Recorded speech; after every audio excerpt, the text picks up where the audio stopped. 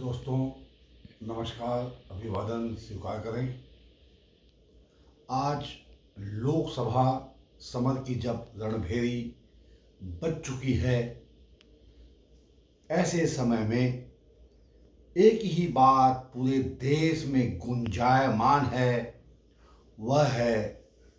Bharatiya Janata party के नेताओं का नारा, अब की बार 400 सीट के हम पार। सवाल यह है कि अगरचे यही बात, यही लकीर अखिल भारतीय राष्ट्रीय कांग्रेस भी खींच देती, यही बात, यही इबारत अगरचे बहुजन समाज पार्टी और गोंडवाना गणतंत्र पार्टी जैसी अन्य राजनीतिक पार्टियां भी खींच देती, या फिर अन्य ऐसी पार्टियां जो देश में अपनी एक हुकूक रखती हैं, एक वजन रखती हैं, भी कहती,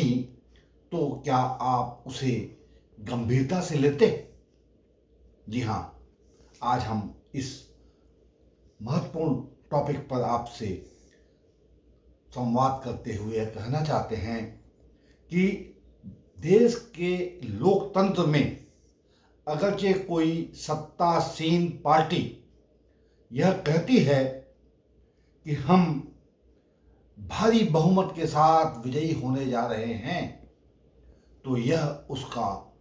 अहंकार नहीं है तो क्या है? उसे आप कैसे परिभाषित करेंगे? आप 5 वर्षों तक सत्ता में रहते हैं, आपने अपने समय को लेते हुए जो भी निर्णय लिए, जो भी आपने काम किए, और अब अगरचे स्वयं यह हुंकार भरते हैं कि हमारी पार्टी लोकसभा के चुनाव में, भाइयों और बहनों, 400 सीट को हम क्रॉस कर रहे हैं, तो यह एक बड़ा प्रश्न चिन्ह है। और इसके पीछे कम से कम मुझे तो यह महसूस होता है कि कहीं ना कहीं नरेंद्र दामोदर दास मोदी का यह एक भय है। वे अपनी कमजोर जमीन को छुपाने के लिए इस तरह का एक आवरण उन्होंने, हम कहें कि तैयार किया है,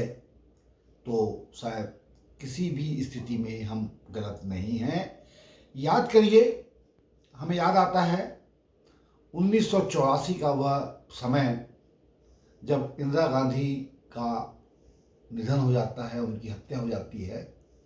और उनके सुपुत्र राजीव गांधी, वर्तमान कांग्रेस के बड़े नेता, पूर्व अध्यक्ष राहुल गांधी के पिता राजीव गांधी ने जब कांग्रेस पार्टी की कमान संभाली थी, तो उन्होंने तो यह नहीं कहा था कि हम 400 के पार जा रहे हैं, और शायद देश में भी किसी ने यह कल्पना नहीं की थी कि हम 400 सीट कांग्रेस को देंगे। उस दरमियान भारतीय जनता पार्टी को सिर्फ 2 सीटें मिली थीं, उनमें भी दोस्तों अडवाणी और अटल नहीं थे। ऐसे में हम यह कहना चाहते हैं इस बुलेटिन के माध्यम से कि कम से कम लोकतंत्र में इस हुंकार का, इस अहंकार का कोई स्थान नहीं होना चाहिए, और आप एक स्वच्छ वातावरण में चुनाव को आप लड़ें, आप आए मैदान में, और लकीर खींच करके यह लाइन बताना